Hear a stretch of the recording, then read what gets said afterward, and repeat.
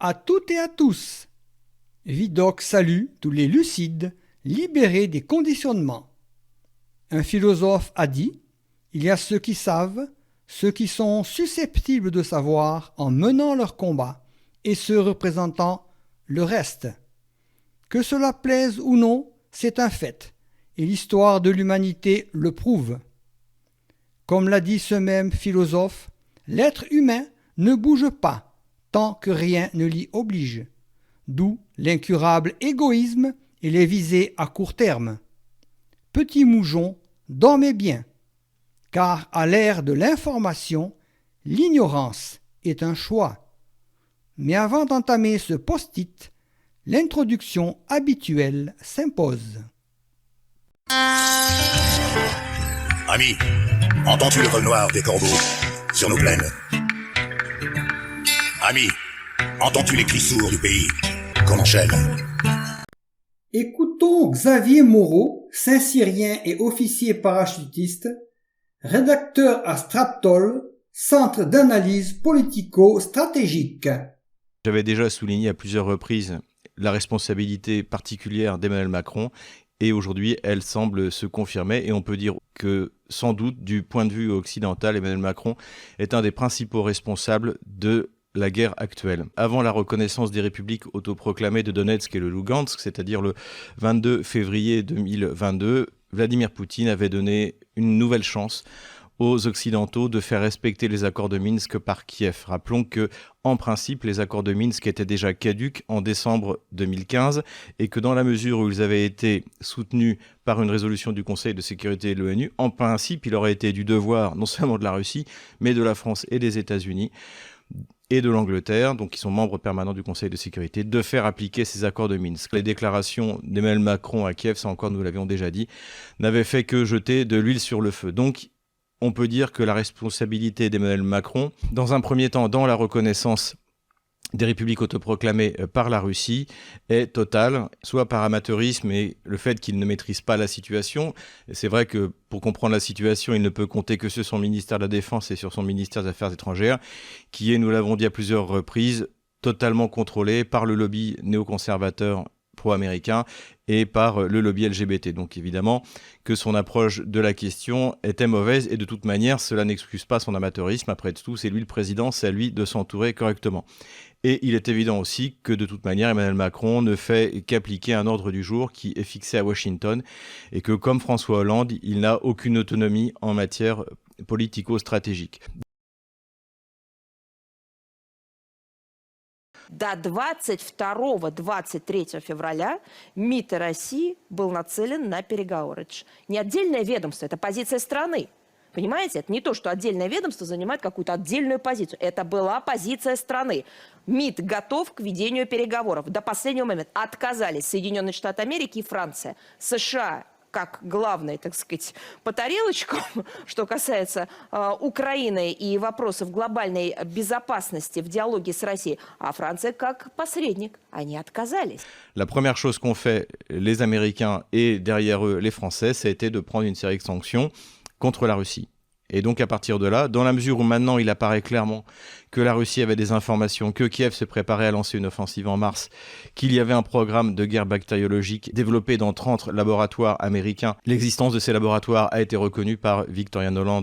On a eu encore une nouvelle confirmation que cette décision de Vladimir Poutine, contrairement à ce qui a été dit, n'était pas planifiée depuis longtemps, même si l'hypothèse était encore une fois retenue, c'est qu'au mois de janvier, le Trésor russe avait multiplié par 5 ses achats de bons du Trésor américain. Donc il est évident que si la Russie savait au mois de janvier qu'elle lancerait une offensive dans le Donbass, elle aurait bien entendu rapatrié ces fonds qui ont été bloqués depuis le début de la guerre par les Occidentaux, et surtout elle n'aurait pas acheté davantage de bons du Trésor américain. Donc ce que j'avais imaginé est confirmé, c'est-à-dire que le président Emmanuel Macron est le premier responsable de la guerre fratricide qui se déroule actuellement en Ukraine.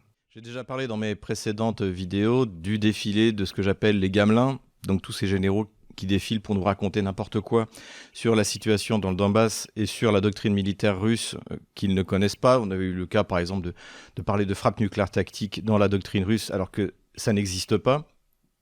Et on a également parlé de Jean-Dominique Merchet qui nous avait expliqué que l'armée ukrainienne appliquait la stratégie de la techno-guérilla du commandant Brossolet. Eh bien, Jean-Dominique Merchet a récidivé dans un article dans l'Opinion, je crois, où il nous explique que le rouleau compresseur russe ne marche pas. Et il cite les travaux que nous avons, nous également, plusieurs fois cités, donc de Jean Lopez, pour nous expliquer qu'en fait, la Russie n'a pas réussi à obtenir un résultat opératif dans son offensive dans le Donbass. Donc ça aussi, ça veut dire que comme il n'avait pas lu ou pas compris les travaux du commandant Brossolet, il n'a pas compris ni lu les travaux de Jean Lopez, notamment sur la question de l'art opératif. En fait, l'art opératif, c'est quelque chose qui a été mis au point dans les années 20 en Union soviétique par des généraux soviétiques comme Tukhachevski, comme Triandafilov, et qui ont estimé qu'il y avait entre la tactique et la stratégie, un échelon intermédiaire qui s'appelle l'art opératif. Il s'était rendu compte à la lumière des guerres révolutionnaires et de ce qui s'était passé pendant la Première Guerre mondiale que l'idée de la bataille décisive, qui est chère à Napoléon et ensuite à Clausewitz, c'est-à-dire qu'on remporte une bataille décisive et on remporte la guerre. Donc ces généraux considéraient que ce concept de la bataille décisive ne fonctionnait plus puisque les États, notamment des États où il y avait de la ressource, de la profondeur, de la ressource industrielle et humaine, eh bien, même si on perdait une bataille décisive, on pouvait très bien continuer à mener une résistance. Encore une fois, c'est les leçons qu'ils avaient tirées, non seulement de la Première Guerre mondiale, mais des guerres révolutionnaires en Russie. Et donc, ils ont mis au point l'art opératif, donc qui est cet échelon intermédiaire entre la tactique et la stratégie, qui considère que l'armée ennemie est un système et qu'en fait, il faut disloquer ce système et que c'est comme ça qu'on remportera la victoire. Donc, il n'est plus question de faire des grands encerclements et de réduire l'armée à l'intérieur, mais de foncer pour essayer de taper le plus loin dans la profondeur pour complètement disloquer l'armée ennemie. Donc, l'application concrète de cet art opératif, c'est l'été 1944, lors de l'offensive Bagration, de l'offensive Lvov-Sandomir, où l'armée soviétique démantèle totalement le système de défense allemand. Ainsi, si l'on considère que l'art opératif, ça consiste à démanteler la défense ennemie en tant que système, de détruire l'armée en tant que système, eh bien on peut dire que l'armée russe en Ukraine a obtenu ce résultat au bout d'une semaine. Je l'ai dit à plusieurs reprises. En fait, aujourd'hui, l'armée ukrainienne est incapable, et on le verra encore dans le détail des opérations, d'une défense coordonnée, et s'est elle-même enfermée dans les villes, ce qui fait qu'elle a perdu toute capacité, toute mobilité stratégique. Donc une fois de plus, mauvaise analyse de Jean-Dominique Merchet. Mauvaise analyse également, alors vous avez été plusieurs à me demander ce que je pensais des analyses du colonel Goya, donc qui est consultant pour BFM TV, donc ce qui déjà est en soi un lourd handicap. J'avais déjà parlé du colonel Goya dans une de mes vidéos. Il avait dit des choses intéressantes, il faut lui reconnaître, sur les opérations russes en Syrie. Il avait été, il faut le dire également, très mauvais et il n'avait absolument pas compris ce qui s'était passé lors de la réunification de la Crimée et lors des combats dans le Donbass. Il n'avait fait que répéter les analyses superficielles qui avaient été fournies par les think tanks américains, exactement ce que fait pour la Fondation pour la recherche stratégique, qui elle aussi a produit un document pour tenter de nous expliquer que l'armée russe, encore une fois, s'enlise. On n'est même pas à 3 semaines de l'offensive, mais il nous explique que l'armée russe est en train de s'enliser. Et là aussi, c'est un copier-coller de ce qui est dit aux États-Unis. D'ailleurs, quand on voit le CV de ceux qui ont produit ce document, en fait, c'est très junior, c'est le moins qu'on puisse dire. Donc en fait, c'est du Bruno Tertrais. On prend ce qu'écrit la Rand Corporation, par exemple, on prend ce que disent les think tanks américains, on fait Google Translate, on ajuste le texte et on obtient une note pour la Fondation pour la recherche stratégique, qui, je le rappelle, est un think tank d'État qui sert à conseiller le ministère de la Défense français. Pour revenir donc au colonel Goya, merci d'ailleurs à mon ami Bruno qui m'a envoyé cet extrait dans BFM TV. On voit qu'il ne maîtrise même pas la géographie de la région, pas seulement.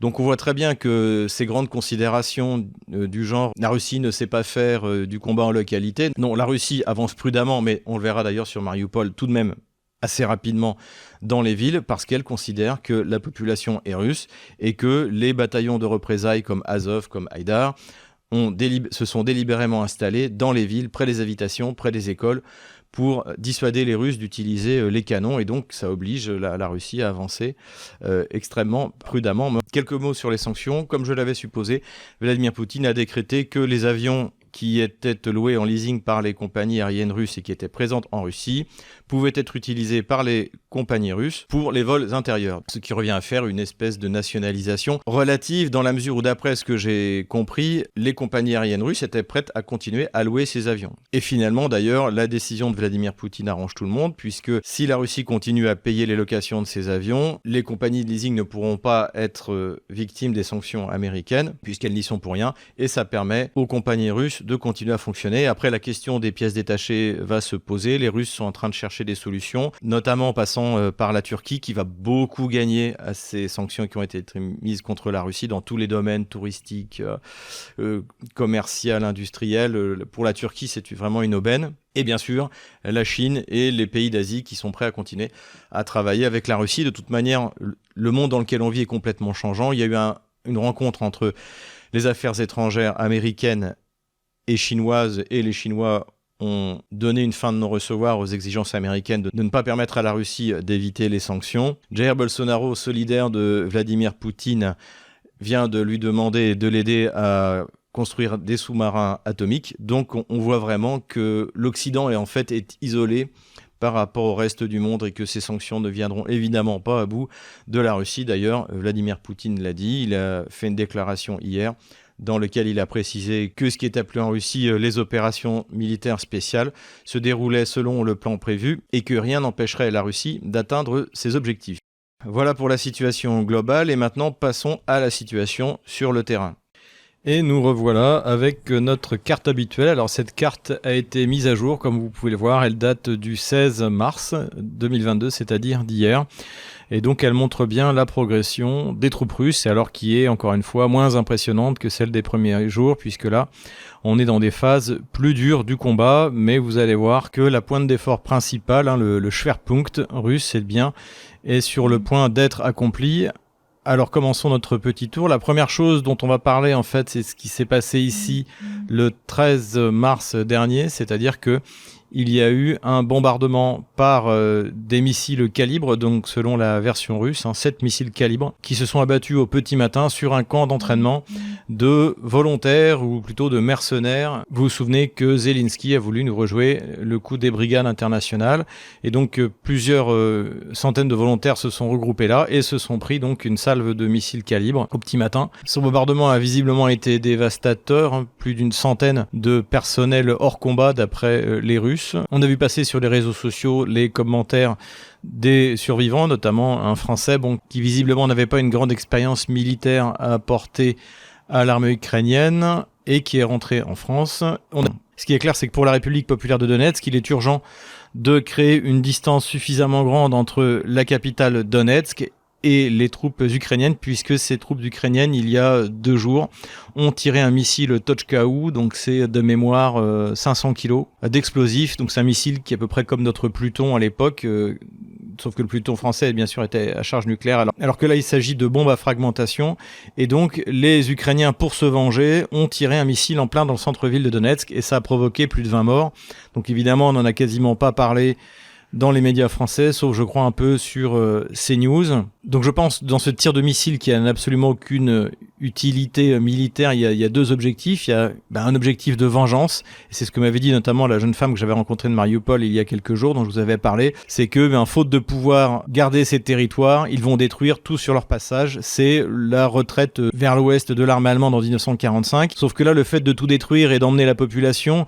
avait un sens stratégique, dans le sens empêchait aux hommes d'être incorporés dans l'armée rouge, et puis ça crée un désert pour l'empêcher de se ravitailler sur le passage. Voilà. Donc ça avait un sens là, ça n'en a aucun, c'est de la vengeance pure. Et il y a aussi, à mon avis, un deuxième objectif, c'est que il y a quand même une multiplication de redditions de troupes régulières ukrainiennes. Et cette manière de radicaliser le combat, c'est pour aussi décourager les troupes qui seraient tentées de se rendre, de lever le drapeau blanc, sachant qu'après les crimes qui ont été commis, la crainte notamment que les milices des républiques de Donetsk ou de Lugansk veuillent se venger sans faire de prisonniers, est très présente. Donc voilà le sens de ces bombardements gratuits contre les civils. Mais malheureusement, ce ne seront pas les derniers. Eh bien, un des fondateurs du bataillon Azov et du Nationalny Korpus, qui était surnommé Kruk, a trouvé la mort dans des combats a priori autour de Kiev, Donc ce qui est intéressant pour nous, c'est que c'était un des organisateurs de cette espèce d'international radical qui avait été créé autour du projet complètement bidon de l'Intermarium, qui avait d'ailleurs accueilli lors d'une conférence des représentants de l'Europe entière, y compris